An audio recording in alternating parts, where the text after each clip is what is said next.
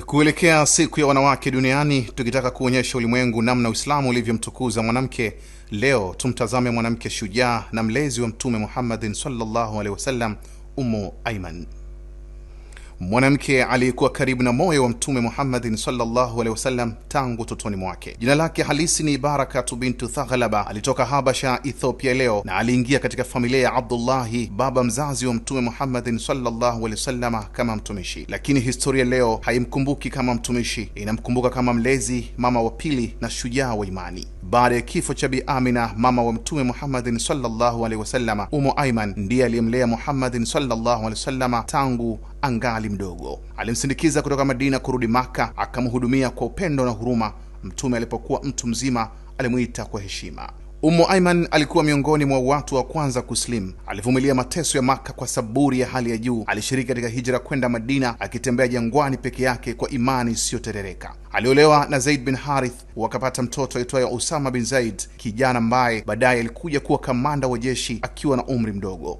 Hii inaonyesha mchango wake katika kulea kizazi cha viongozi wa Kiislamu. Katika vita vya Uhudi na Hunain, Ummu Ayman hakubaki nyuma. Alikuwa akiwahudumia majeruhi, akiwatia moyo wapiganaji na kusimama imara pale wengine walipoyumba. Ummu Ayman huyu si mwanamke wa kawaida katika historia. Huyu ni mwanamke aliyeshika mkono wa Mtume Muhammadin sallallahu alaihi wasallam akiwa mtoto, akamuona akikua, akashuhudia utume wake na hatimaye akalia kwenye kaburi lake. Kulikuwa na siku ya huzuni isiyosahaulika. Mtume Muhammadin sallallahu alaihi wasallam akiwa mdogo wa umri wa miaka 6 alitoka Maka kuelekea Yathrib, Madina ya leo, pamoja na mama yake Bi Amina kwa ajili ya kuzuru kaburi la baba yake Abdullahi. Katika safari ya kurejea Maka, walipofika eneo liitwalo Abwa, mama yake alipatwa na maradhi ghafla hapo jangwani. Upepo ukivuma polepole juu ya mchanga, mama akakata roho. Mtoto akabaki mpweke, hakuwa na baba, hakuwa tena na mama, akabaki na Ummu Ayman. Ni nani aliyembeba? Ni nani aliyemfuta machozi? Alikuwa ni Ummu Ayman. Alimkumbatia mtoto yule yatima, akamwegemeza kifuani mwake,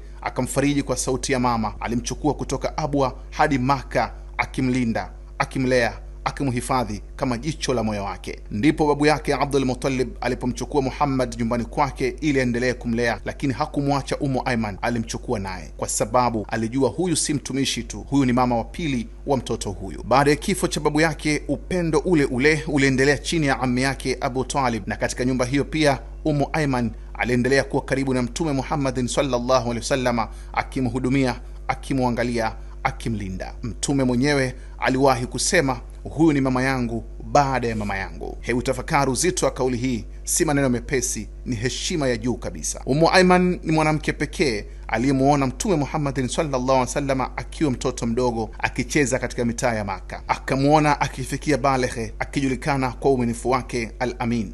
Akamuona akipokea wahai kutoka pango la Hira. Akamuona akiteswa na watu wake. Akamuona akihama kwenda Madina, na yeye hakuachwa nyuma. Alisafiri kwenda Madina peke yake kwa imani, akivumilia jua la jangwani kwa ajili ya dini. Katika vita vya Uhudi alikuwa akiwahudumia majeruhi, akiwapa maji wapiganaji, akiwatia moyo pale wengine waliporudi nyuma. Huu ndio Uislamu ulivyomtazama mwanamke, si dhaifu, si wa pembeni, bali ni nguzo ya mapambano na mlezi wa kizazi. Na kisha katika siku nyingine ya huzuni, Mtume akafariki dunia.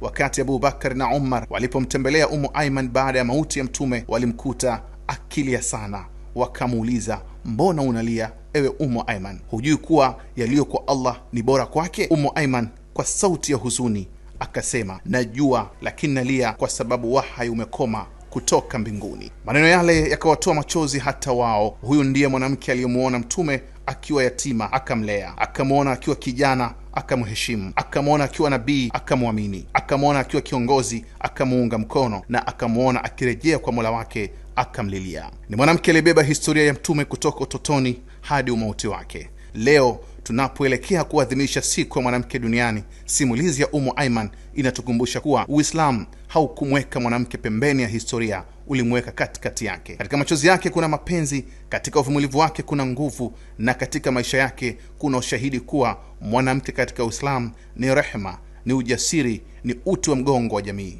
Huyu ndiye Ummu Ayman, mama wa moyo wa Mtume Muhammadin sallallahu alaihi wasallam.